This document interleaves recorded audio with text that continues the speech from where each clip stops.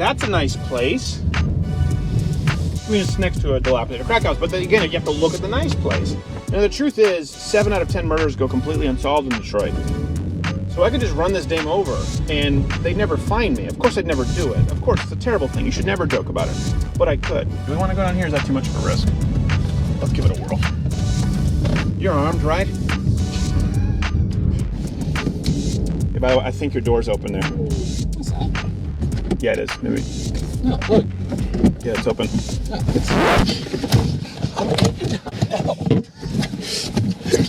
Turn it down for what?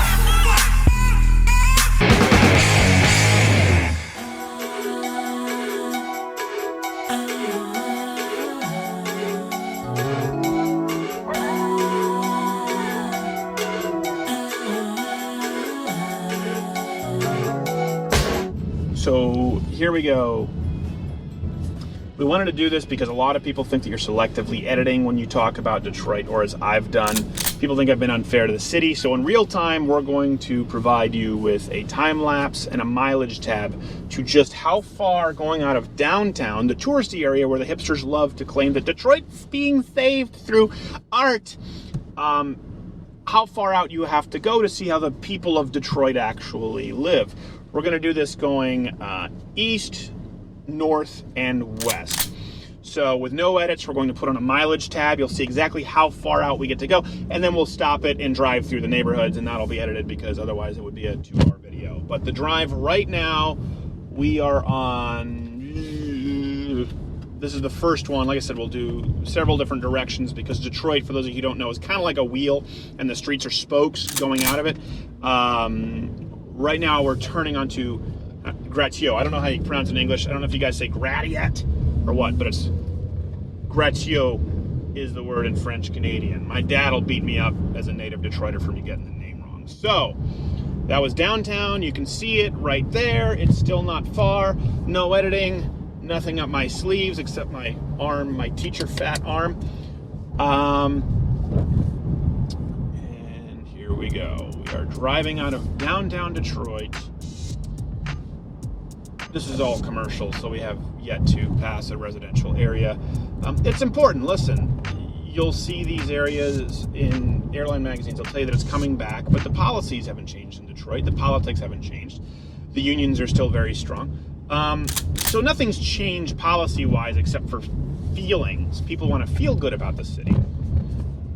So let's be accurate. How far out do you have to go in any direction to see how Detroiters live? This is the first residential area upon which we can I turn there? No, I can't turn there. That's the back alley, and it's a dead end, which you want to avoid here in Detroit. This is kind of a main drag. Can I turn here? No, I can't turn there. All right, well, the very first street onto which we can turn, you know what? I'm going to go left. I'm going to go left here to turn. Just because it's a one-way. It's really hard to turn here.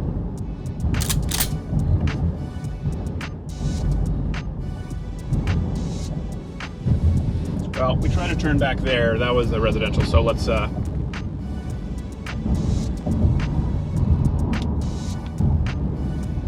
probably would have turned, that would have been, what's the mileage tab? Do we have it? 1.11. 1.11 miles. Okay. Well, so it would have been back there, so let's cut it back by I don't know, call it a quarter mile, and turn into the very first area that we could. Detroit Sausage Company, there you go. Now, this is how everyone lives in Detroit, a mile out of the city. Like some bread and breakfast, that picture. This is posted on Airbnb at -40 per night. You walk in and they just mug you. We're rejuvenating it through art, you guys. And you know what? I don't say this, we've talked about this. I don't say these things to crap on Detroit. I say it because it was a once great city, and if people deny the reality, the problems that are economic, political in nature. Do we want to go down here? Is that too much of a risk? Let's give it a whirl. You're armed, right? Is one of us armed? By the way, one fantastic thing, you needn't look for trash cans. So again, I don't have the exact, because now we're driving, zigzagging around, so we probably added up quite a few miles, but the amount of distance we've driven out of the Renaissance Center, that area is 0.3 miles when you're driving down Gratiot, I don't know how you English people pronounce it. I'm a disgusting frog, and you should be ashamed to watch my videos. 0.3 miles. And you know what's funny? This is why the murder rate went down. There's just nobody left to kill. But the justifiable homicide rate, we'll bring the numbers up on screen, I think went up about 73% in 1 year in Detroit. That means basically, self-defense in cases where it was ruled justifiable homicide. Because there aren't a lot of people left to kill, but usually when it's prosecuted, that's because someone came forward and was like, this guy tried to mug me. And they go, yeah, sure, your homicide was justifiable. What are you doing there? What do? You put on GoPros on your car? What are you doing? What did you think would happen? And of course, remember, when you see this, think Detroit, Union Strong. That's their slogan. They want you to remember that. So when you think this, you think Detroit, and you see all this, the unions want you to think of them. Do you ever just wonder when you're around here and people are just hanging out on corners? You're like, well, I'm 28 years old. I've never in my life just hung out on a corner. You know what I mean? I think it's because you have a lot of living left to do. Well, it just never happened. Look at this. This is downtown Detroit. Again, 0.3 miles. It's not like you're going all the way out. If we're Brooklyn, like Canarsie, you're going out to Coney Island, right? This is right here. McDougal and Willis. McDougal and Willis.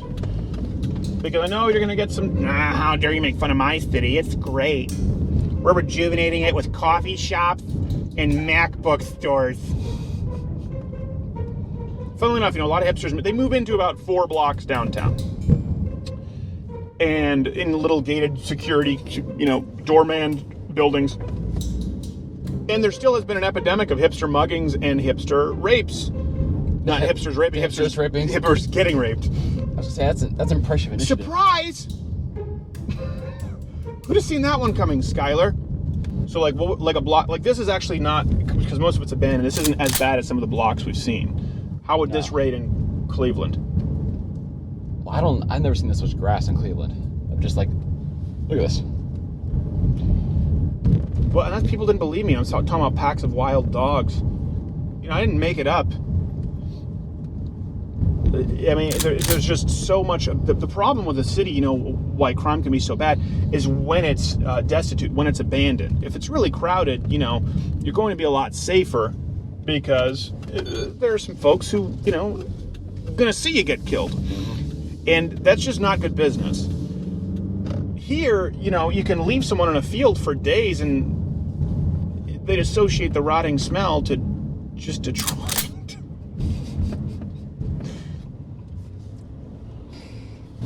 Okay, so in this corner, KFC, pawn shop, liquor store. All the necessities. I know what people are going to say. I know what they're going to say. Lotto. I know what they're going to say. Yes. By the way, Detroit, important for all of you hipsters who want to come down here and talk about how you live amongst the people and you're saving a city. It is still advisable that you run the red lights, should you be able to. If I were a kid, I would think this is awesome. That's like the world's best treehouse. You avoid the needles, of course, and the surgical tubing, but it's just your canvas. I know you're going to say, well, this is racist. Listen, we're just driving through Detroit, okay? And let's be honest, there's a demographic here that tends to be Asian. Predominantly Asian. Yes, I was going to say it, but huge Japanese community. Matter of fact, some people have associated their rapid rise in crime to honor suicide because it's so common in the Japanese community that they say that might alter the crime statistics. All right, This isn't where they have the Dockers pinned to the... Oh, there it is. There it is. Okay. Yes. So this is the area, just so you know, when you're reading your airline magazines and all the progressives and all the people who are lying to themselves and delusional, they want to tell you, well, there's a really big art scene in Detroit. And have you been down to, I forget the name, it's like Art something. Art Town, wasn't it? Is it called Art Town? I don't know. I don't know. It's hard to know. Is this a haunted house or is it Art Town? We can find you a gay bar in Indian Village. So this is, this is when you see, there was an article in it, I don't know if it was American Airlines, someplace recently when they were really trying to convince people that Detroit's coming back. Well, this is what they're talking about. This is probably the biggest accomplishment that Detroit has had beyond a few coffee roasters in the last few years. Fire God. I don't What is that? know what Did that they crucify that teddy bear? Is he wearing the wrong gang colors? Teddy, I don't even know what gang purple is, but you should have stayed neutral. wore the wrong bandana that You day. wore the wrong bandana. It's like a yard sale. It never closed. By the way, we'll bring up a picture. Last time we were here, there was a meth lab fire right here. I don't know if we can find that building again, but right here, as a matter of fact, this is not Heidelberg Project. Is that a building, wasn't it? It said, this is not Heidelberg Project, it said. Heisenberg. One thing I will say, though, about Detroit, beautiful wildlife. Now, if you thought Detroit was in trouble, look at that. They got a sundress on a willow. It's just what the doctor ordered. Oh my God, the city's bankrupt, and we have the highest murder rate in the country. It's not even close. Yes. But have you seen the pantsuit on the maple tree? I find so funny too. It's a moo-moo. They weren't even willing to put in the effort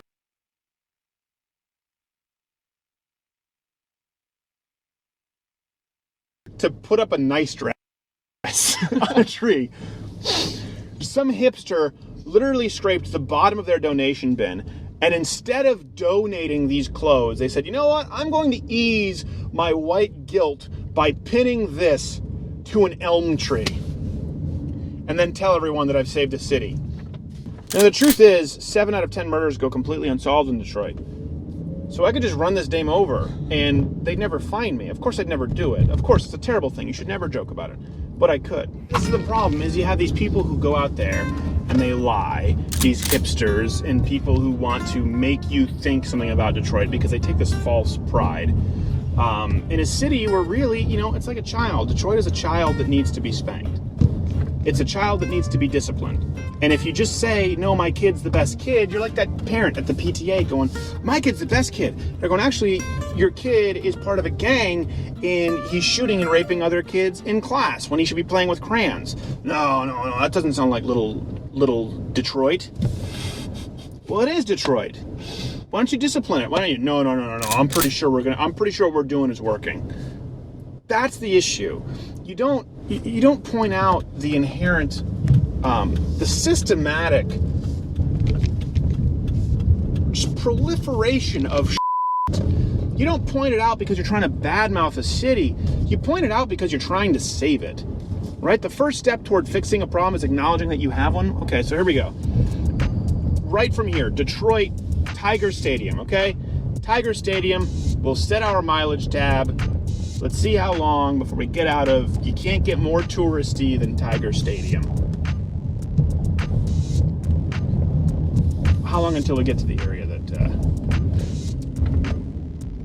hipsters would avoid? Oh, the Hockey Town Cafe. It's a lot of fun. I spend a lot of time there. Hey, how about you go to work going, no, oh my God. It's almost sundown. We have to get back to Grosse Point. But I got my goatee, so I'm pretty sure it's a hood path. I feel like there's one moment with every father and son here where it's like, Simba. Everything the touches is our kingdom. It's our kingdom. Alright, so do we have the mileage ticker going? We do. We got Well, this is actually 0.18. 0.18. Okay, from Tiger Stadium. This is actually, and to be fair, there are some really nice apartments here because you do have Wayne State, and you can still see, all here all these buildings here are abandoned completely, and this is still downtown. But there are some legitimately nice apartments here. Gated. So gated, yeah. I mean, doorman. Not a Mexican. A lot of Japanese influence. We talked about that. Okay, how far are we out now? We're 0.42.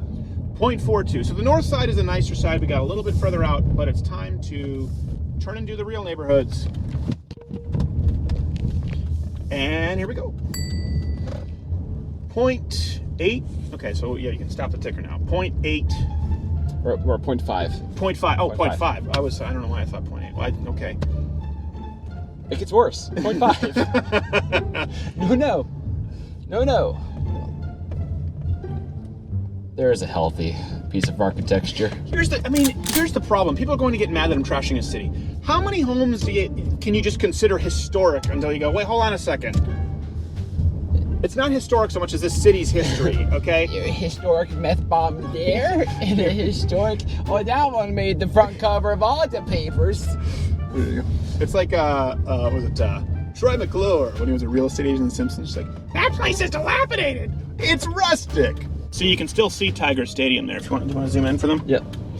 So there you go. You get some scope as to how far out you are, and then rotate around here. You have to see the good. If you only look for the dilapidated crack houses And dead bodies. you'll only find dilapidated crack houses and dead bodies. If you look for the positive, like, look, that's a nice place. I mean, it's next to a dilapidated crack house, but then again, you have to look at the nice place. So again, this would be the nicest area. This is actually pretty nice, to be fair. Now, in any other city, would you say this is the nicest area? Probably not.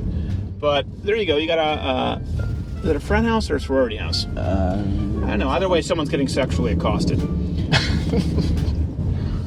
But this is the nicest area, I would probably say, that we've seen. So I'll give credit where credit. You could. American Red Cross. There's supposed to be some generous people. Well, you could set up, you could build a life for your family here. If your family was crack whores. Detroit Behavioral Institute. Oh, well then, even on a nice block. You probably don't want to live on that block. What's crazy though, I mean, this is like the really nice because it's Wayne State. And you got that Whole Foods.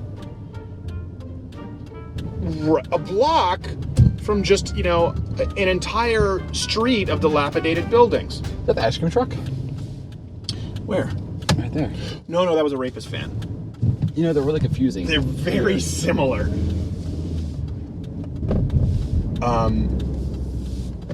And that's the problem with gentrification of Detroit. You can no longer tell the rapist vans from the ice cream trucks.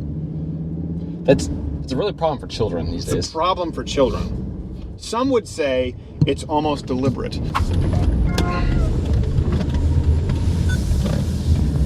So here you go. This is right there, Thaddeus, right behind us. Can you record that? That's the statue. Downtown. Now we're heading out west on Michigan, which is one of the main streets here. So I would expect we'll get a little bit further outside of downtown. And again, you have to ignore, these kinds of buildings and all the stuff that's abandoned, and of course fire hazards. This is kind of a new hip area. So, you know what? Let's turn right there. Let me move back around. So for context, this is going out west, Michigan Avenue, going into a neighborhood. Corktown, there's downtown. You're about 0.2 miles from downtown. What would you say? So you got those apartments right next to this. You don't know what the problem is. You don't know what's living in that. You have no idea what's in there. I'm just wondering if I can. Yeah, there we go. Okay, so I can. Well, here you go. Here's more. Here's downtown again for context, just so people aren't saying, "Well, you drove 10 miles out."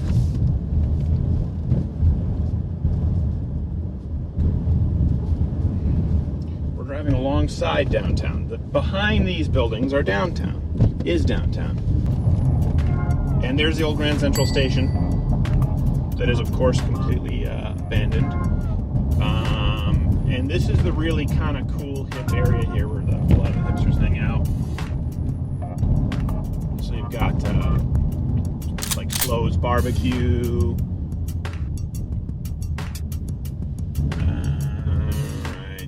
Trying to find a way. White Castle's always pretty popular.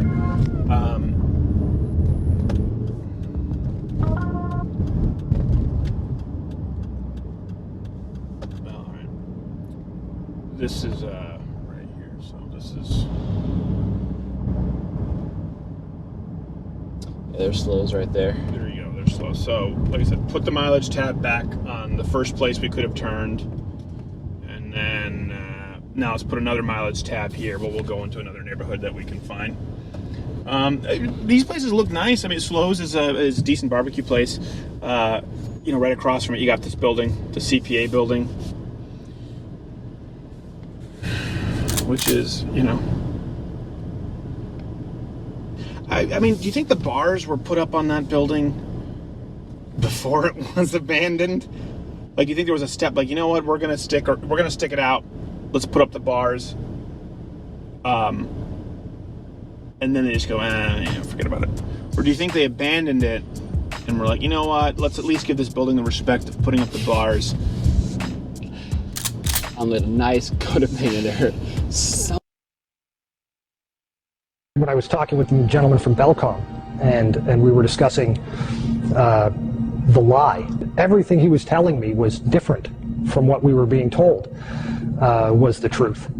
And at one point I asked him, I said, man, you guys, you lied about a lot, didn't you? And instantly he said, no, we didn't lie about certain things. We lied about everything. None of it was true. I really don't think people realize how deep the lie goes. Space, a final frontier. Space may be the final frontier, but it's made in a Hollywood basement. The Vector, NASA's official logo. If you've ever looked at NASA's official logo, both their official insignia and their official seal, you'll see that the most prominent object in the seal is a red swooshing object. They call that the chevron or the vector. If you ask NASA's Public Affairs Office, this symbology is featured so heavily in their insignia and seal, they'll give you what really amounts to the standard facile cover story for the unilluminated. They'll tell you that that is a representation of a hypersonic wing design from the 1950s, which was the time the logo was created. Not exactly the case. Someone might want to ask the Russian Federal Space Agency, Roscosmos, that was formed in 1992, why they chose that same logo.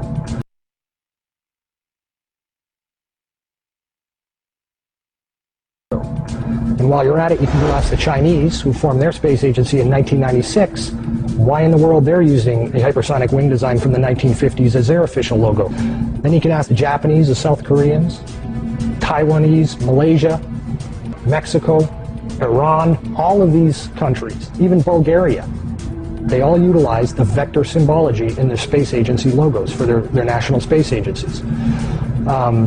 It gets even deeper. You can go look at the individual manned program patches for NASA. The Mercury program, for example, a blatant use of covert symbology. In every logo dealing with the Mercury program, you'll see what looks like a number 7 in their logo. And again, NASA's official story is that they put this number 7 there so that they could pay homage to the original 7 Mercury astronauts. Kind of forgetting the fact that only 6 Mercury astronauts actually flew into space because number 7 never did. Deke Slayton had a heart problem, so he didn't get to go up. So there were only 6 Mercury astronauts. Yet there's a 7 in every single logo. That's in the official mission or official program insignia for Mercury, as well as the 6 individual mission patches carry this logo. And it carries on to the Space Shuttle program. If you look at the Apollo logo has a big letter A in it. At least that's what they want you to believe, but it's not. Again, that's just a simple way of explaining away the inclusion of this vector symbology in the logo.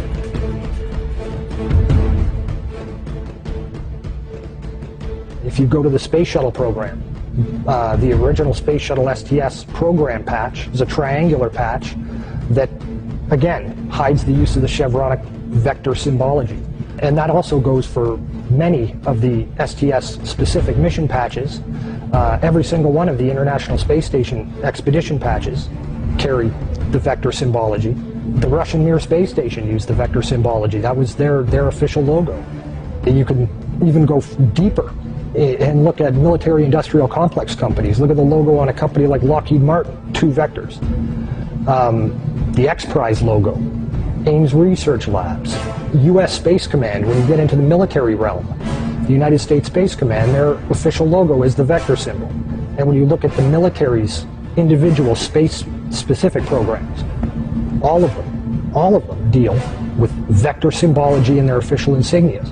And the question really becomes, who or what are these people paying homage to? And the truth, quite frankly, is out of this world.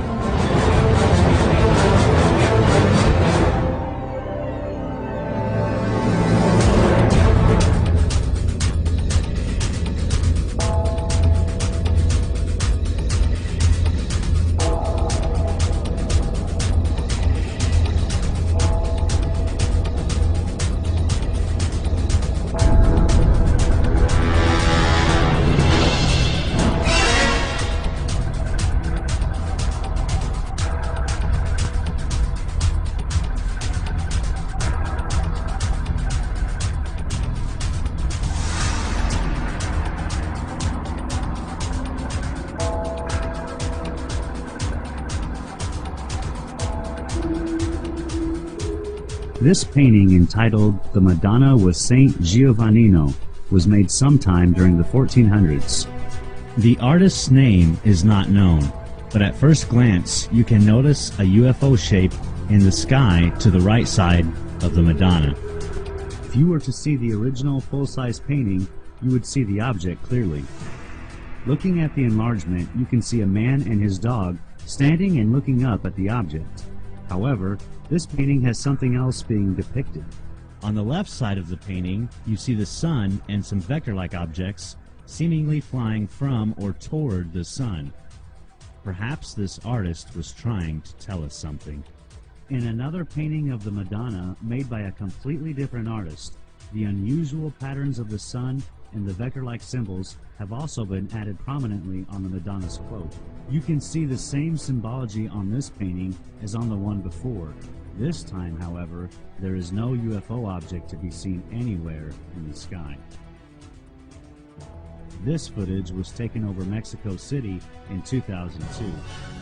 There were many other videos and photographs taken of this same type of object, clearly resembling the shapes as seen on the visor of the astronaut, on the moon, and depicted in the 14th century paintings of the Madonna and Child. There is probably a larger story behind the vectors, but it is very unusual this symbology has been adapted by all the United States and foreign space agencies, especially enemies like Iran.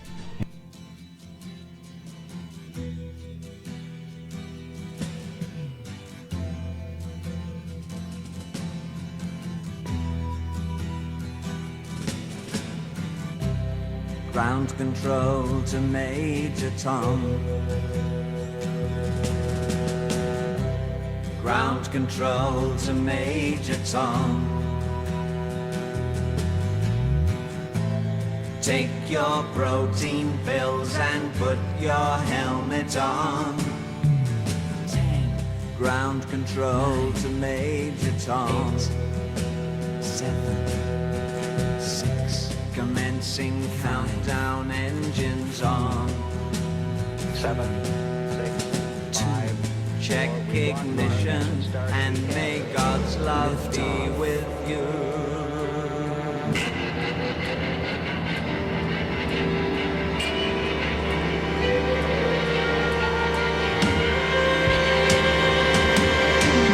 This is ground control to Major Tom. You've really made the grade, and the papers want to know whose shirt you wear. Now it's time to leave the capsule if you dare. This is Major Tom to ground control. I'm stepping through the door, and I'm floating in a most peculiar way, and the stars look very different today. For here am I sitting in a tin can. For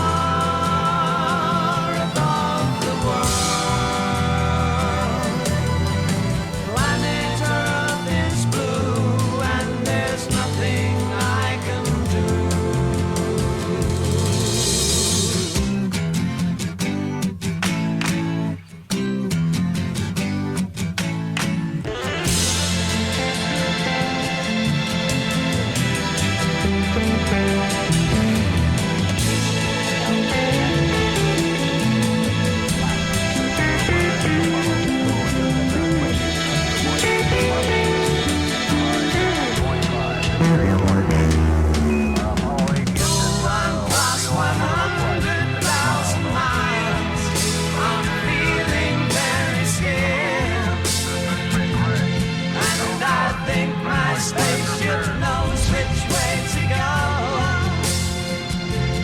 Tell my wife I love her very much.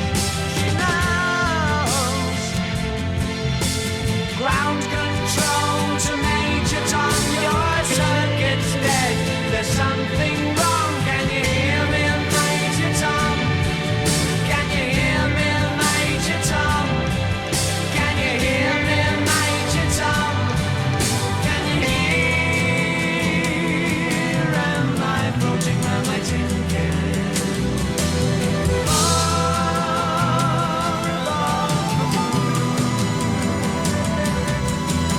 Planet Earth is blue, and there's nothing I can do.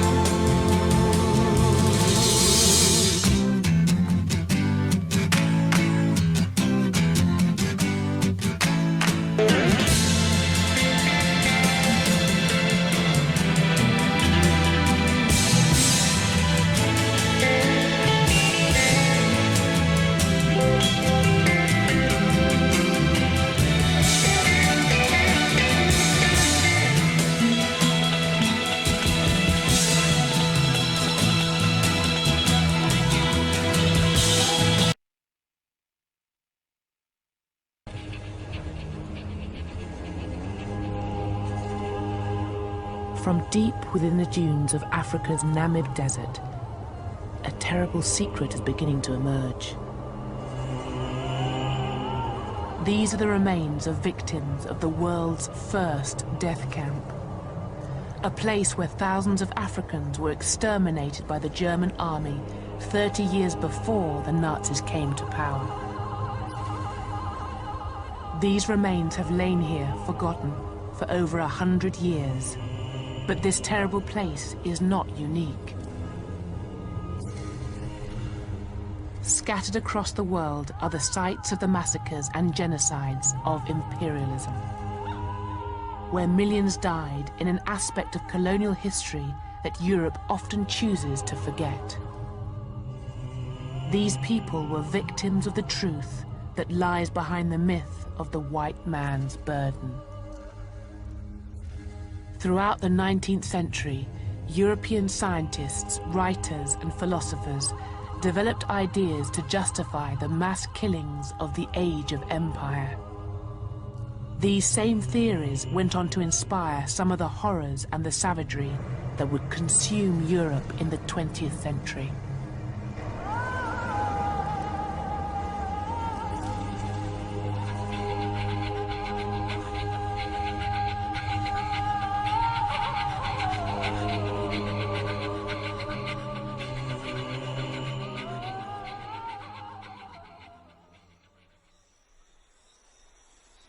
The 19th century was to end with the worst crimes of empire, but it began with a great moment of optimism.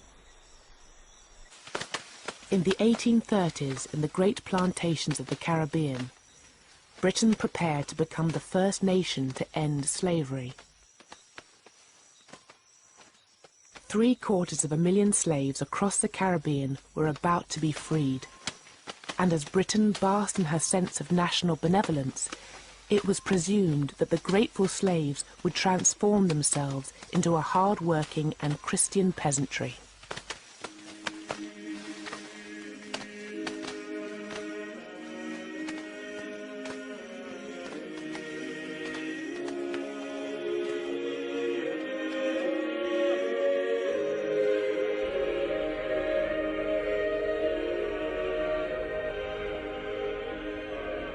The battle against slavery had been led from the pulpit by an alliance of Christian abolitionists and missionaries. They had fought the campaign from their churches and meeting halls.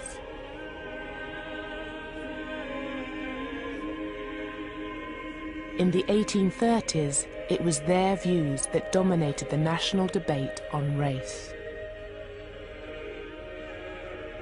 When slavery was finally abolished, there would have been an enormous sense of elation and achievement on the part of the abolitionists. Don't forget, this was a 50-year campaign from 1787 onwards, involving hundreds of thousands of ordinary British people, petitions, etc. So that when slavery was abolished, the abolitionists had won a sense of triumph. I think they also felt that that question, am I not a man and a brother, was answered.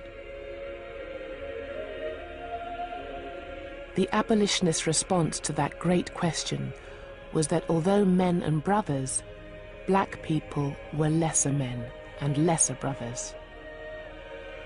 I think in that moment, the dominant perspective is of a hierarchical racial order, but one in which it's a question of culture and civilization. They certainly do not think that black people are equal to them at this time. They think maybe at some time in the future they will be equal. The mission to raise up the black and brown peoples of the world to the supposedly superior level of white Englishmen was not to be confined to the former slaves. This was to be the great task that would justify the expansion of the British Empire. The abolitionists satisfied one aspect of their tutelage and governance of black people, in that they fought and won for the freedom of black people. The next step was to send your stormtroopers, your missionaries, into Africa and the Caribbean to finish off the job, as it were. You know, these are heathens who have to be brought into the fold of Christianity. That notion of giving civilized values and modes of behavior to other peoples, that's the ideology that underpinned the empire. In the empire that the missionaries and abolitionists set out to create, indigenous peoples would see their cultures destroyed and their religions eradicated. And yet all this seems almost benign when compared with the grim reality of what imperialism became. Because during the 19th century, their dream was gradually overwhelmed by another vision. One that claimed that the dark races could not be civilized and should instead be exterminated.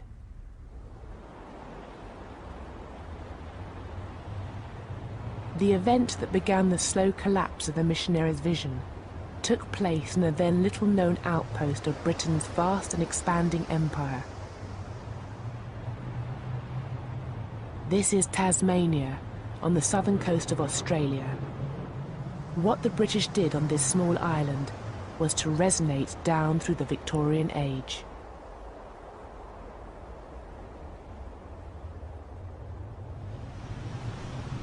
When the British started to settle in Tasmania in 1803, they encountered the ancient Aboriginal peoples of the island. Only 5,000 strong, they had lived in complete isolation for 10,000 years, on the very edge of the habitable world. The settlers saw these people through ideas brought with them from Europe. Quite early you get expressions of disgust and shock about the way the Tasmanians lived. To the Europeans it appeared that the Tasmanians were without culture, they were without religion, they were godless. So they looked upon the Tasmanians as people who'd been left behind by history. And they also related to a very popular idea of the late 18th century, that is the Great Chain of Being, that the various races of humankind were arranged in hierarchical order, and that the Tasmanians were uniquely savage and primitive, and therefore can be treated almost as animals.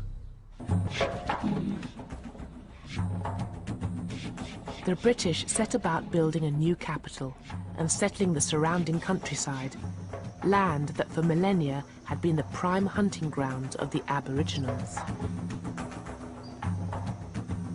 Out in these fields and pastures, far from the control of the authorities, the settlers were free to displace and abuse the Aboriginals.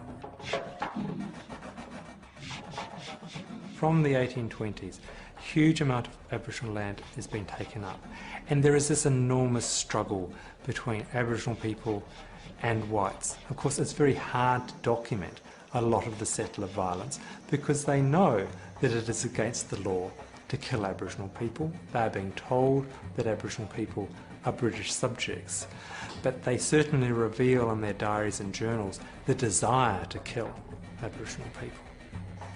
What became known as the Black War was a hidden conflict. The landscape itself was the only witness. The British settlers killed any Aboriginals they encountered.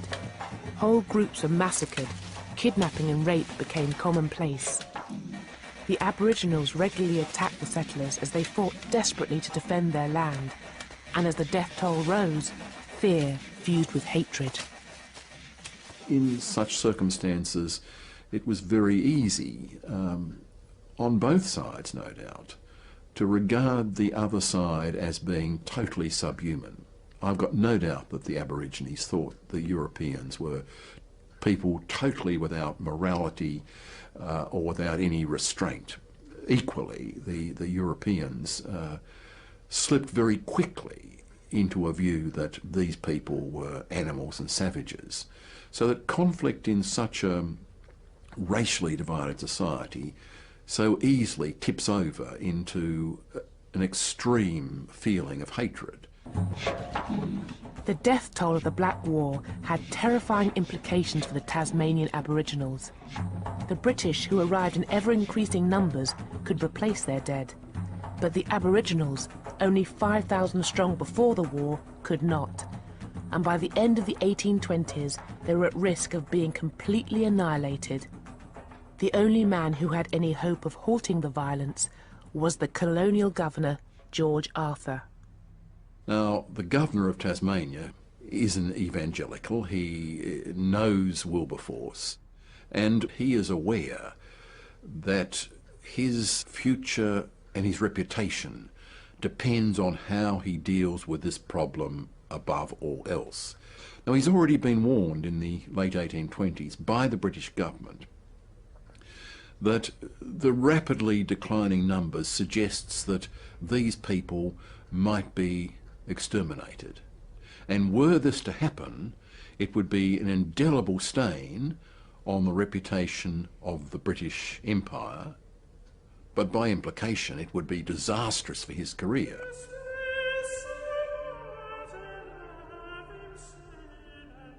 Governor Arthur set out to save the Aboriginals from the violence of the settlers, and to convince them of his good intentions, he produced a poster that was attached to trees in their homelands.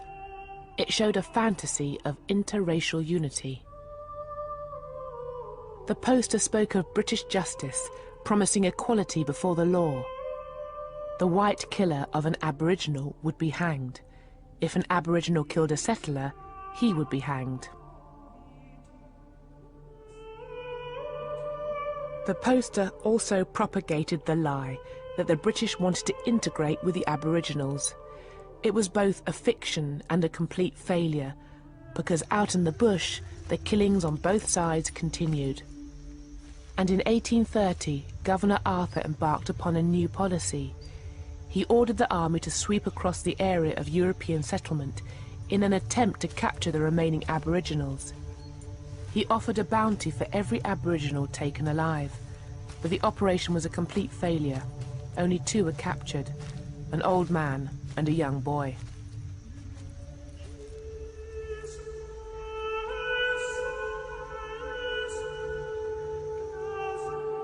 After years of guerrilla warfare, the last few hundred of the original 5,000 Aboriginals had learnt to hide themselves in the bush. Determined to save them, and determined to take their land for white settlement, Governor Arthur changed tactics. He now turned away from the army and looked instead to a missionary, George Augustus Robinson.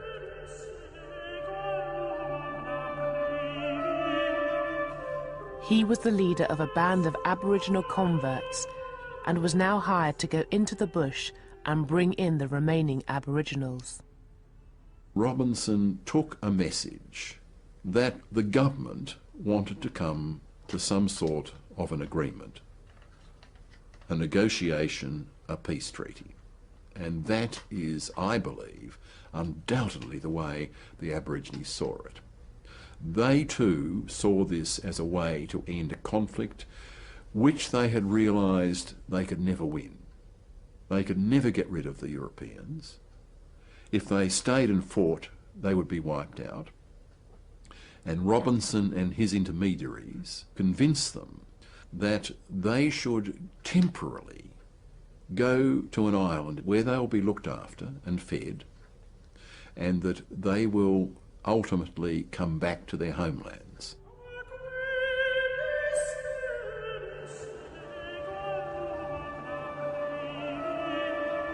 The island was called Flinders Island, and 300 Tasmanian Aboriginals who had been collected by Robinson were transported here.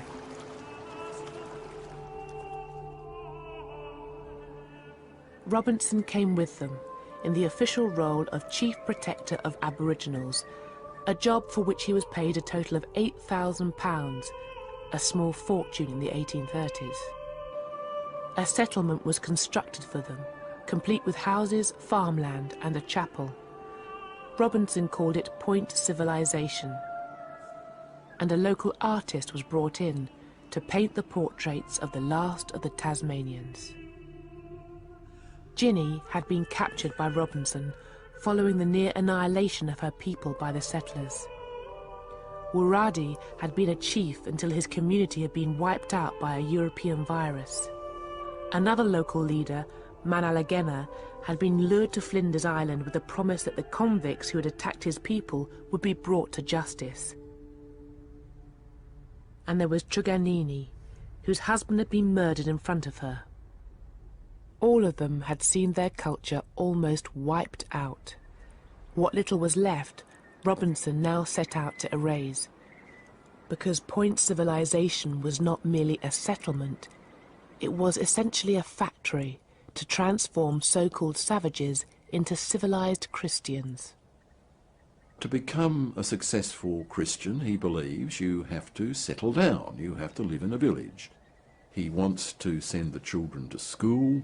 He wants to teach them to plough and to sow and to become agriculturalists. Forced to adopt an alien way of life and confined to an island hundreds of miles from home, they began to succumb to European diseases and what the local doctor called dejected spirits. They die one by one by one. Children are not being born, and there must have been this enormous sense of trauma amongst them. A people that had once been strong and healthy, suffering this enormous decline within a generation. George Robinson, the supposed saviour of the Aboriginals, was reduced to sketching out his plan for their future graves. Frequently, he cries with the mourners. He weeps himself. He's so moved by their fate. But ultimately, he says, well, it is better that they die here, having learnt the message of the Gospels, rather than be killed in the bush by the settlers. He finds a way to ease his own conscience, so that Robinson's own beliefs, you see, protect him against a full accounting of what he was partly responsible for.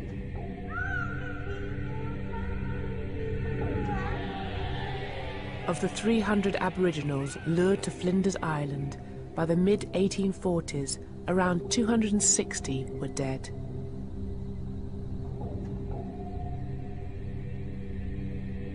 Ginny, Manalagena and Wuradi had all succumbed.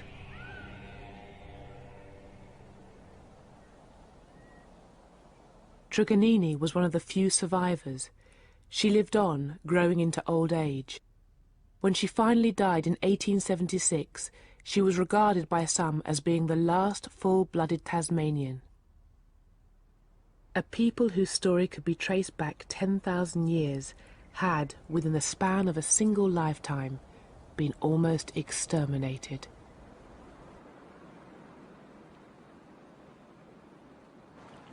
What had happened in Tasmania was far from being a unique event. Across the world, indigenous peoples were being pushed to the brink of extinction. In the South African Cape, the Khoisan peoples had been driven from their land, enslaved and killed in their thousands by British settlers and the Boers. The same forces had also attacked the ancient San Bushmen of the Kalahari, hunting them down as if they were animals. In Newfoundland, the native Beothuk peoples had been completely wiped out by Europeans. And in South America, wars of extermination sanctioned by the Argentinian government were raging against the Pampas Indians. Everywhere, it seemed, white settlers were destroying indigenous peoples.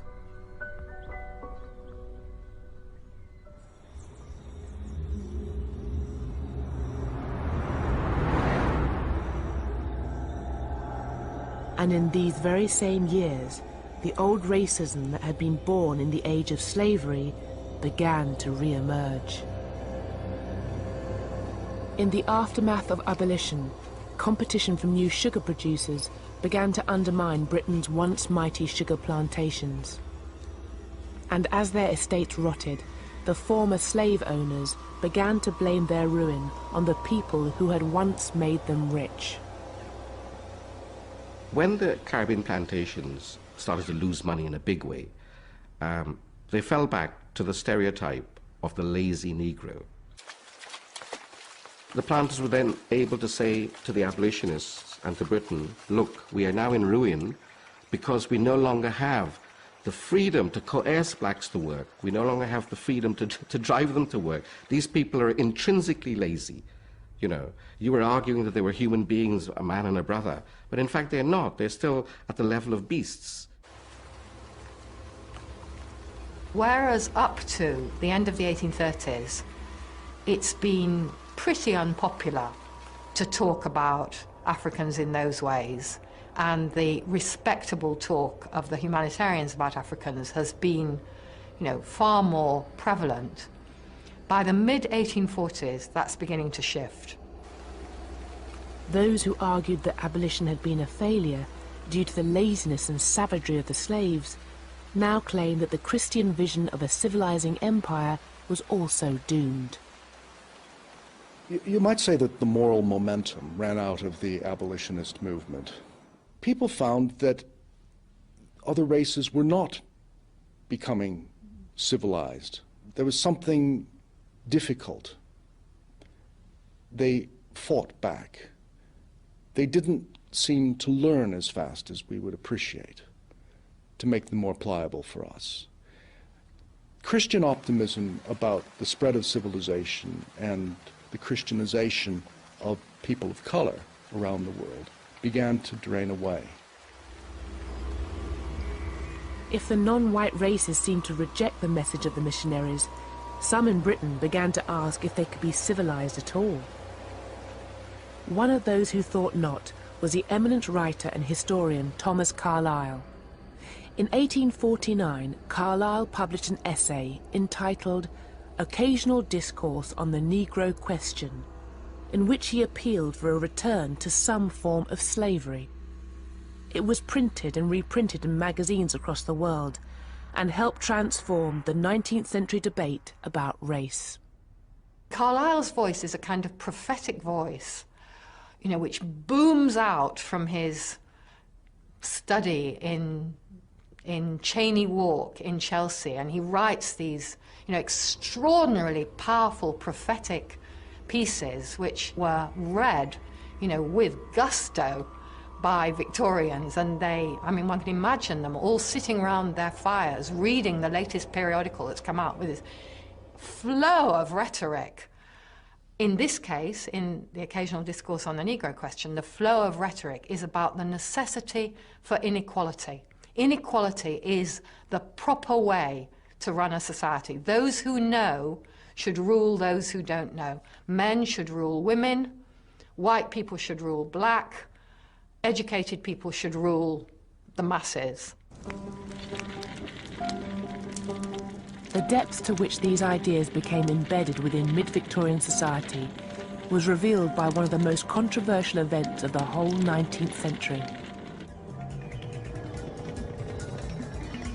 In 1865, the people of Morant Bay, a tiny settlement in East Jamaica, attacked a courthouse during a minor demonstration. In return, the Governor-General imposed martial law and ordered his soldiers to go on a killing spree. It was a killing time. Nearly 500 people were just executed. 600 people just flogged, some of them to the point of death. And 1,000 homes torched. Enormous disparity in terms of the retaliation against these people. And you know, when all this was being done, the so-called rebels didn't put up a fight. You know, when their houses were being burned, they weren't terrorists, they weren't murderers, you know. All they wanted was for the judiciary to treat them with a sense of justice. The man who ordered the killings was Governor Edward Eyre. And when news of what he had done reached Britain, the liberal establishment was shocked. And the cause is taken up by the old abolitionists who've kept going and kept going and kept going. And the old anti-slavery societies kind of wrench themselves back into action and mobilize themselves again. And all the ladies who've been doing it for decades, when the men have gone off and done more interesting things, you know, there they are with the machinery still in place that can be mobilized when you need to. Their tactic was to put Governor Eyre on trial for mass murder. But in court, he was acquitted, due in part to a huge wave of popular support. He had the whole of the House of Lords, parliamentarians, bishops, priests, the establishment, the aristocracy backing him, saying that it was justified. He was justified in imposing severe order on these people because that's the only language they could understand, because the black people were brutes. Eyre's defense was orchestrated by the high priest of the new racism, Thomas Carlyle. But behind him stood many members of the British literary elite, all of whom made known their support for Governor Eyre and his actions at Morant Bay. The art critic and writer John Ruskin, the author of Vanity Fair, William Makepeace Thackeray, the Reverend Charles Kingsley, writer of the children's classic The Water Babies, and Charles Dickens, the most celebrated author of the century. The notion of treating other people with some degree of justice and rule of law finally went out of the window and was demolished in the 1860s over Morant Bay. You know, from then on we knew that the empire was about ruling people with the maximum degree of coercion.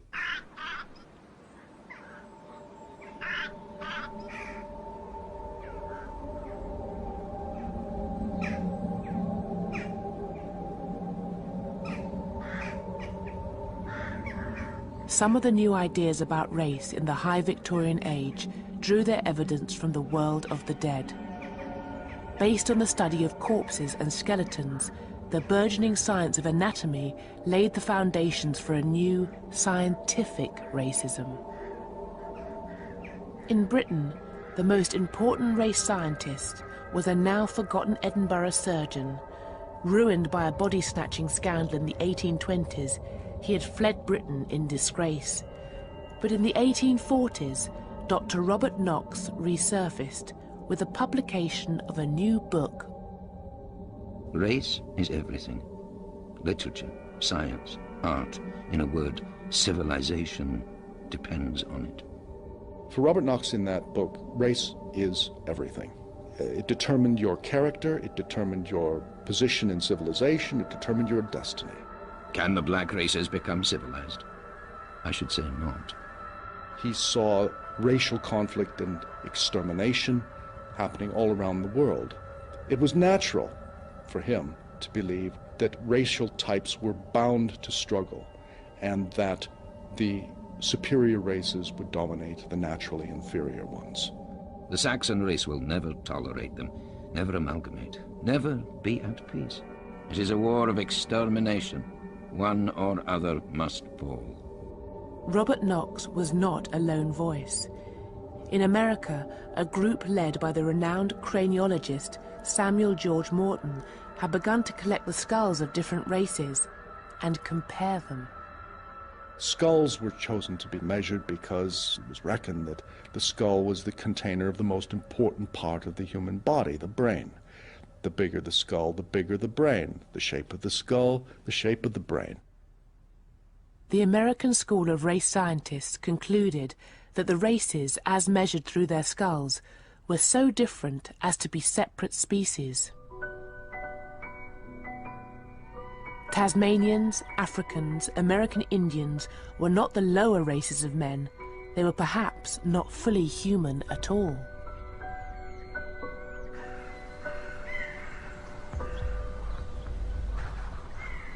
One writer compared the extermination of these races by white settlers as being like the melting of snow before the advancing rays of the sun.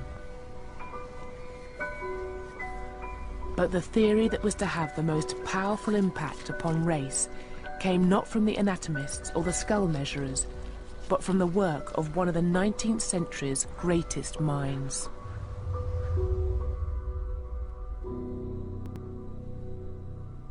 The Origin of Species really threw a bombshell, first of all into science. It really invented the science of biology, and then into religion and into society. And what Darwin did in some ways was to give an alibi for being a judge. If evolution had changed the races and the species of the world, why hadn't it done the same to humans? Many believed that Darwin's laws had done just that. Natural selection, they claimed, neatly explained and justified the global expansion of the great British race. Life favors a hierarchy of specialists. And you find that throughout the plant and the animal world. There are bugs on top of bugs on top of bugs, each one surviving at another's expense, each one filling a niche that another can't occupy.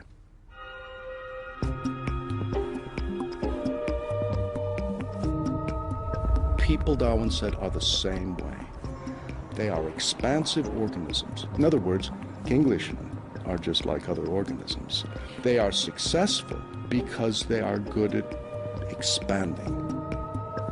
Those who understood colonialism and human competition in terms of Darwin's theories became known as the social Darwinists. Men like the radical biologist Thomas Henry Huxley and the famous economist Herbert Spencer. And social Darwinism foresaw very different fates for the various races of mankind. Evolution was in operation. It was advancing the most recently evolved, the most successfully evolved, that is, the Northern Europeans, the British. But evolution also suggested that there had to be losers in this great cosmic process. And the losers were those peoples who could not compete. And once put into competition with superior races, were doomed to disappear. And this was likely to happen to all the native peoples in North America, in the Pacific, and in Africa. Across the world, the crimes of imperialism now came to be taken as proof that the social Darwinists were right.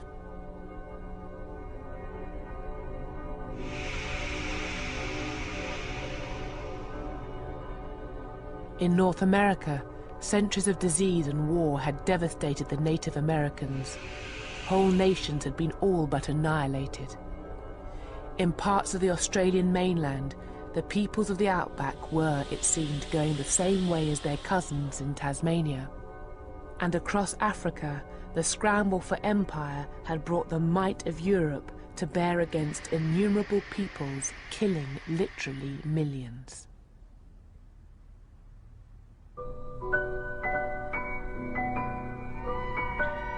The social Darwinists predicted a future in which these races, like many animal species, would only be remembered as curios, stuffed exhibits in anthropological museums.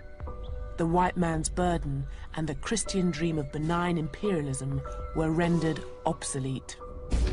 Old missionaries who still talked about the equality of humanity and talked about everyone descended from Adam and Eve and talked about that the truth, the only truth, came from the Bible, were seen as being extraordinarily old-fashioned, who simply had failed to come to terms with the great scientific thinking of the age. And these racial theories were not only applied in new colonies, but also in the oldest parts of the empire. In the traditional story of imperialism, British India has usually been represented as an example of benign imperial rule. The British Raj, we are told, was run by men who were competent, professional and wise. Men who brought order and prosperity to a chaotic land. But there is an aspect of Indian history that has been written out of this account of the imperial past. In the mid-1870s, the Great Deccan Plain of India was affected by the climatic phenomenon we now know as El Niño, and within months, millions of peasants had begun to starve. The monsoons had failed, people had eaten their food reserves. India stood on the precipice of a great human tragedy. At this point, the Viceroy of India, Lord Lytton, was totally absorbed in what was probably the largest party in world history, celebrating the coronation of Queen Victoria as Empress of India. This is one of the great catering feats in history, since it meant wining and dining more than 60,000 satraps and princes and retainers and friends of the British Empire in India over the course of a long week.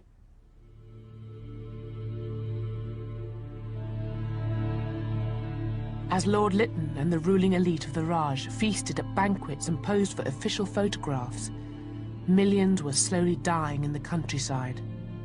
And the Viceroy justified his inaction with arguments gleaned from the social Darwinists. This was a very, very crass use of a Darwinian evolutionary notion of survival of the fittest, whereby a famine could be actually seen as an instrument of Darwinian winnowing. Yes, that people who were unfit would effectively perish as a result of this. And to intervene to stop them perishing was really to interfere with almost a rule of nature. What made the famines especially deadly was that the British had dismantled ancient systems that had for centuries prevented food shortages from turning into famines. If you'd had a poor monsoon and there was a food shortage, many people still had enough. They may have had less, but they would have had enough because they grew their own food, or they would have had access to it from other groups in the community who would share it with them during a time of crisis. All this had been wiped away when the British forced the poorest peasants to grow cash crops like wheat and rice for export, thereby ushering them into a global market. And in the 1870s, that market condemned them to death. By 1877, millions in southern and central India were starving. In desperation, parents sold their children for scraps of food. Many thousands committed suicide. And in some places, the people were forced into cannibalism. And all the while, the food that could have saved them was piled up on the docks of Madras, ready to be shipped to Britain and America. But to Lord Lytton, it was no more than an unfortunate byproduct of the iron laws of social Darwinism. If you read the letters of Lord Lytton, what is so striking about them is not simply their fanatical devotion to the market and market forces. It's not simply their parsimony and desire to spend as little as possible, but the enormous calm with which they accept the fact that millions of Indians would die, because these are Indians they believe are the useless part of the population, the poorest of the poor, people condemned to death by nature. When finally Lytton was pressured into action, his solution proved just as deadly as the famine itself. Lord Lytton sets up a system of outdoor relief that looks more like Nazi concentration camps than anything representing decent human charity. First of all, there's the obligatory test. You can't be relieved, that is, given a job or food within 10 miles of your residence. You must walk, and you must walk sometimes distances of hundreds of kilometers, and tens of thousands of people die in the course of that. Then you're put to work doing heavy labor, very heavy labor, breaking stone, working on the railroads, and you're confined then to squalid camps where your daily diet is in caloric terms less than that provided to inmates of Buchenwald and other Nazi concentration camps. They become literally and simply death camps. And perhaps worst of all, children were now too weak and small to do the necessary work. Children became the main victims of Litton's cool-hearted policy.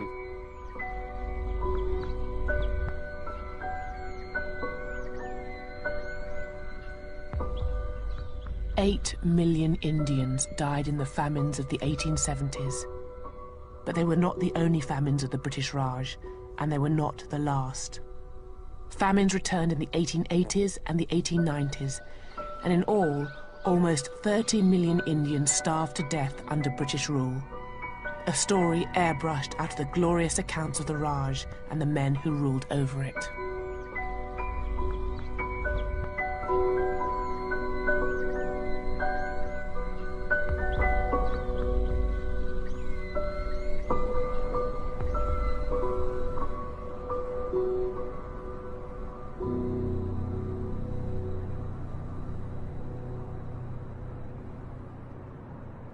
Social Darwinism had justified genocidal policies in the colonies, and in the same years it also fueled new fears amongst the British elite, fears of other dangerous races living in their midst, the working classes of their own cities.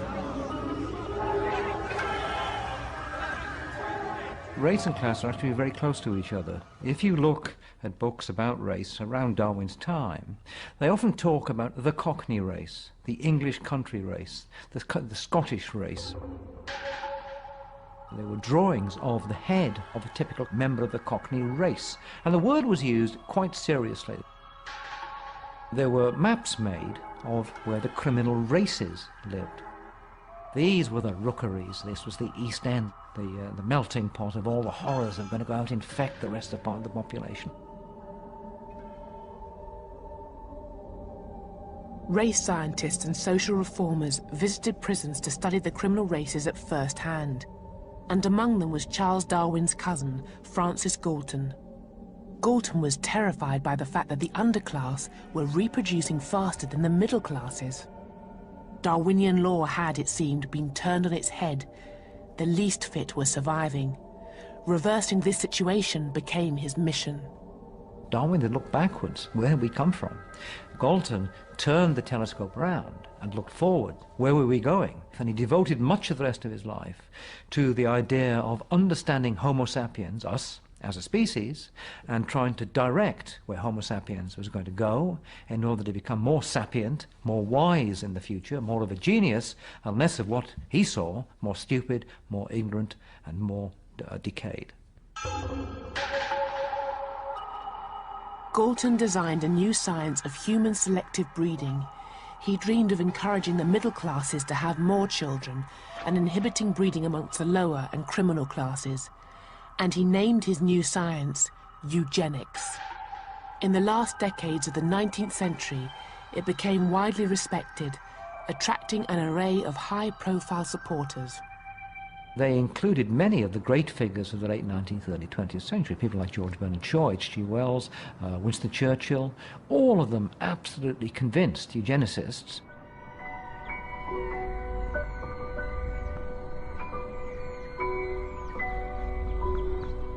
In the first years of the 20th century, all the racial theories developed in the Victorian age, eugenics, social Darwinism, and scientific racism, came together in a forgotten outpost of colonialism.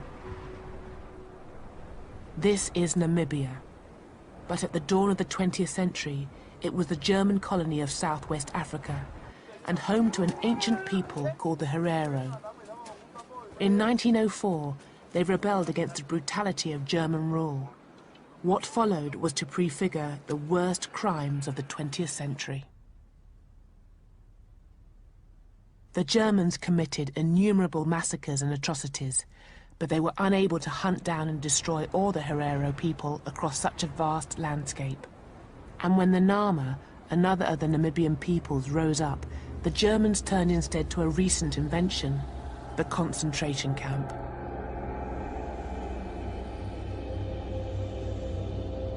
In these camps, the Herero and Nama were imprisoned and enslaved.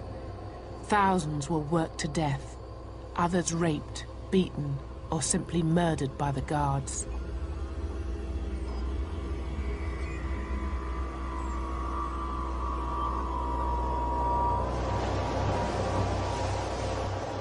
The most infamous and deadly of the camps was at a place called Shark Island. Shark Island was established for the express purpose of killing people. Anybody placed on that island, everybody knew they were going to die. People knew that, the German officers knew that. If I were to have to use the language of the Nazi period, then I would certainly see Shark Island as a death camp. The people were band together in Shark Island from all over Namibia.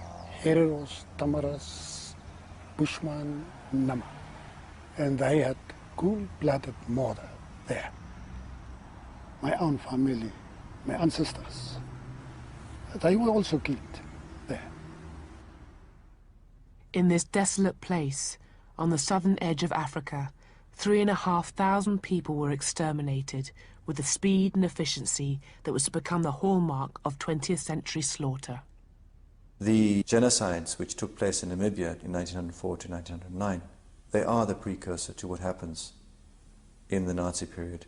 They are the precursor. They have the same symptoms in the sense that you can see the bureaucratization of mass killing.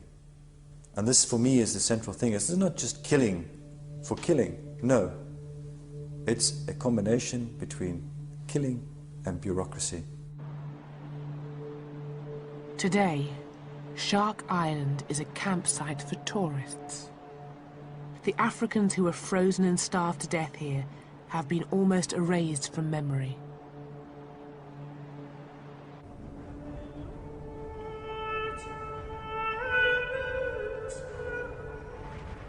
But a century after the Namibian genocide, the true horror of what happened on Shark Island is beginning to re-emerge.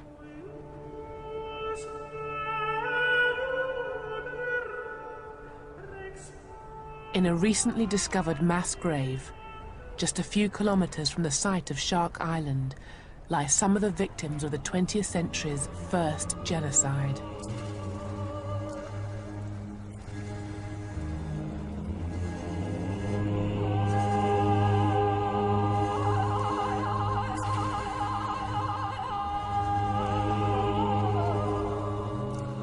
Other victims were denied even the meager dignity of a mass grave. They became the raw material of racial science.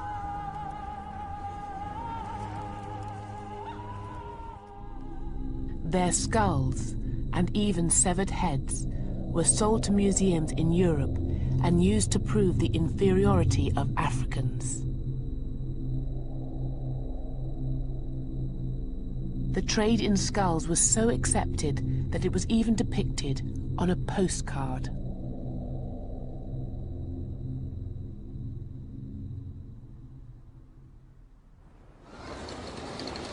In the aftermath of the genocide, German racial scientists continued to use Namibia as a field laboratory and the African peoples who had survived as their subjects.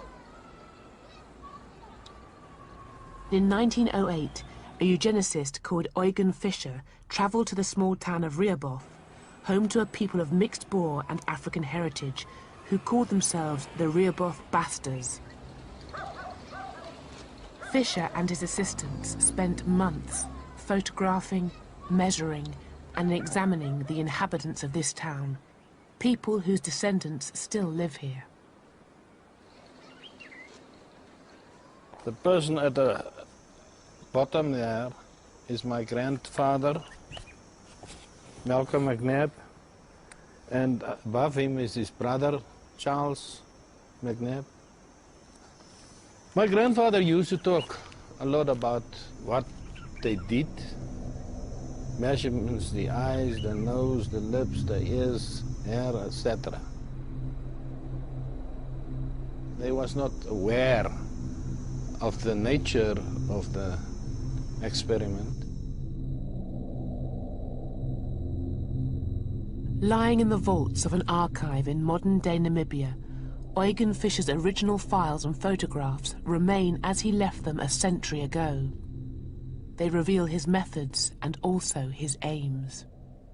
Here Eugen Fischer has lined the different pictures up next to each other to try to trace very specific facial features like the eyes or the noses. And the reason he's done this is to try to show how very specific African facial features like high cheekbones and the drawn-out eyes that represent the African genes are very prominent and become more prominent through the generations.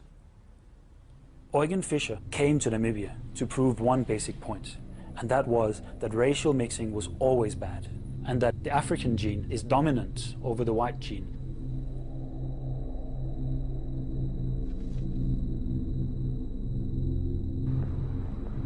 Fischer's work in Rehoboth sealed his reputation as one of Germany's leading racial scientists. It also brought him recognition from a nation that was then experiencing the greatest influx of immigration the world had ever seen. In the first years of the 20th century, the ethnic makeup of America was being transformed as millions of immigrants poured into her great cities. Many of those who feared that mass immigration would lead to widespread racial mixing looked to the ideas of eugenics, an increasingly powerful science. Eugenics flourished, mutated, and went out of control when it got to the United States. And the irony is that the eugenics movement in the United States, which certainly descended directly from Galton, had the great advantage of having a lot of money, a huge amount of money. Some of that money was used to establish the Eugenics Records Office, ran by the infamous Charles Davenport. In order to defend the health and purity of the white race, Davenport and his followers sought to identify those classes and those races in America whom they considered genetically unfit. Identified and monitored, the scientists would then take control of their lives and their fertility. Once you were identified as a certain class, it meant what school you could go to, what cemetery you could be buried in, where you could live. It was a matter of life and death. Marriage laws were established in dozens of states around the United States, saying that people could not marry outside of their group. Blacks could not marry whites, Indians could not marry blacks. In Virginia, if you married the wrong person, meaning interracial marriage, they would unmarry you. They would invalidate your marriage. 27 states passed eugenics marriage laws, and the eugenicists spread their message using the new medium of cinema.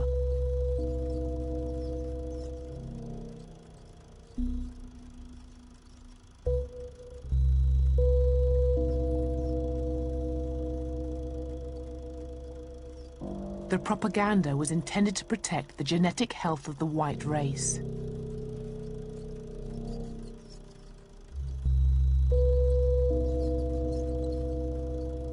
This would be achieved by eradicating those deemed unworthy through forced mass sterilization.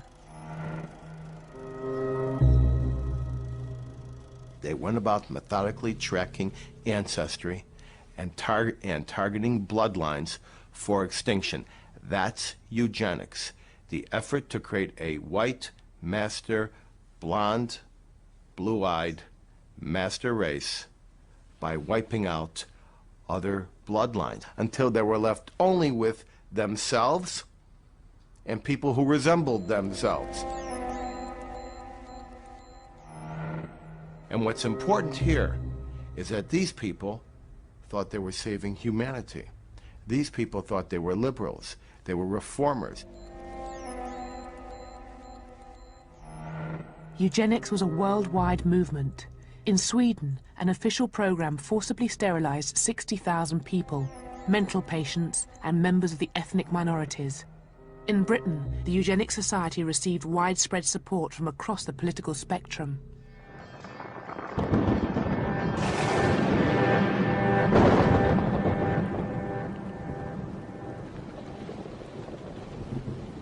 But it was in Germany that the radical ideas of the American eugenics movement found its most receptive audience.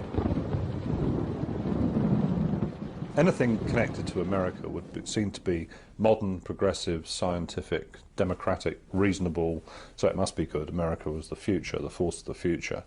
Secondly, I think that many European eugenicists, including the Germans, like the tone adopted by American eugenicists, which was very radical and sort of no-nonsense, and they didn't use euphemisms, they said exactly what they meant. The Americans provided more than just inspiration. American foundations also bankrolled the development of German eugenics. This was the Kaiser Wilhelm Institute of Anthropology and Human Heredity. In the 1930s, the men and women who worked here received grants from the American Rockefeller Foundation. And the leading scientist here was the man who made his name in Namibia, Eugen Fischer. Under the Nazis, Fischer was empowered to sterilize the racially mixed people of Germany's Rhineland, 400 of them, all children. The majority of those sterilized by the Nazis before 1939, however, were the mentally ill. But when the Nazis began their war, they abandoned sterilization in favor of adult euthanasia, the Nazi euphemism for murder. The victims of this program were amongst the first people gassed by the Nazis, but the program wasn't restricted to the mentally ill. When they have killed the target figure of mental patients they want to kill, which is roughly 70,000 people, they slightly exceeded it. So the first thing they do then is to contact the SS, who have large numbers of what they deem to be sick concentration camp prisoners. In other words, people who might have wear glasses, or be myopic, or have a wooden leg or something. So they want them out of the way. So these people oblige, and they take 15 or 20,000 people from the concentration camps and kill them on behalf of the SS. It's a bit like sort of contract work. And then when the SS and other people have decided they're going to go for the big project, which is to kill the Jewish population of Europe, and in particular that of Poland, which is the biggest population they're concerned with, then those people push themselves forward and say, well, hey, we can do this, we've done it, we have a record of doing this, we murder people. And they become the core personnel in all the big extermination camps. These killing centres were the second network of concentration camps and death camps in German history. And the experts in eugenics, or race hygiene as the Germans called it, were involved not just in their day-to-day running, but also in the highest levels of planning. It's worth reminding ourselves that the Wannsee Conference, which was the one that set up the plan for the final solution, almost half the people around that table had doctorates, PhDs, in race hygiene, or genetics, as we'd say today. So there really is a genuine link between the Galtonian agenda and the horrors which happened in Germany. The German experts in race hygiene who assembled here at the Wannsee Villa outside Berlin dreamed of racial genocide, just like their spiritual predecessors, the race scientists and the social Darwinists of the Age of Empire. But the colonial genocides, inspired and justified by the 19th century theorists, have been written out of Europe's history. The horrors of the Shark Island death camp, the destruction of the Tasmanian Aboriginals, the 30 million victims of the Indian famines, all have been forgotten. The erasure of this memory encourages the belief that Nazi violence was an aberration in European history, though the Holocaust itself was motivated by the fanatical anti-Semitism of the Nazis. it can also be seen as part of a longer historical continuum, one that identifies it as a logical extension of scientific racism. But this history, like the bones in the Namibian deserts, refuses to remain buried forever.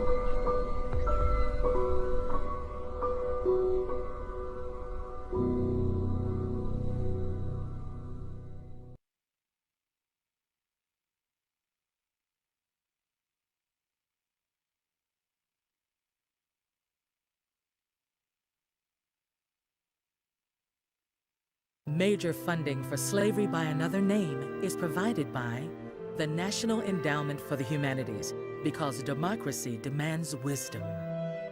W.K. Kellogg Foundation, a partner with communities where children come first. The Coca-Cola Company, creating a unique and sustainable difference everywhere we operate.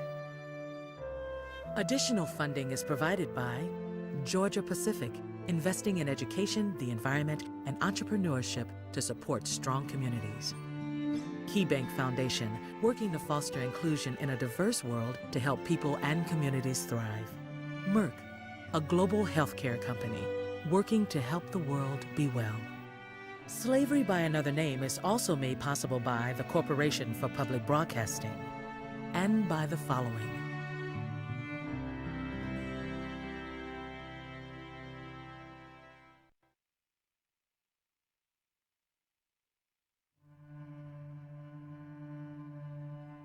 Mr. President, I have a brother about 14 years old. A man hired him from me and I heard of him no more. He went and sold him to McGree and they's been working him in prison for 12 months.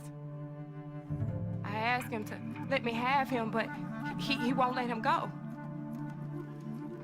For a period of nearly 80 years, between the Civil War and World War II, black Southerners were no longer slaves, but they were not yet free.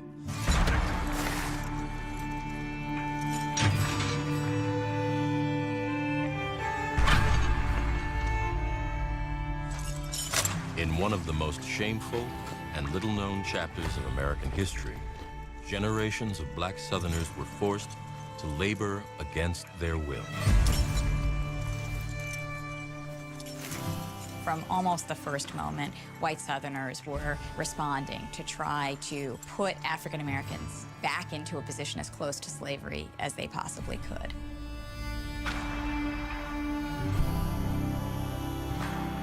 The Old South and what was quickly becoming the New South could not proceed without the work of African Americans. But if you had something for free in the past, you don't necessarily want to pay for it now.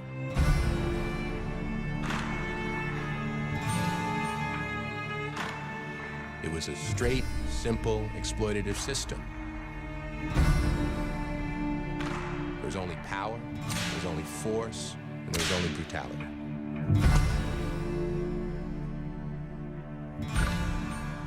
What happened in that period of time was so much more terrible than anything most Americans recognize or understand today. The depth of poverty, the inability of African Americans to access any of the mechanisms of wealth achievement and growth are all rooted in this terroristic kind of regime that existed in so many places. Their ability to have what we call the American dream. That is what has been stolen from black folks all through the South. And that legacy has to be understood so that people will be able to speak to it and give our ancestors voice.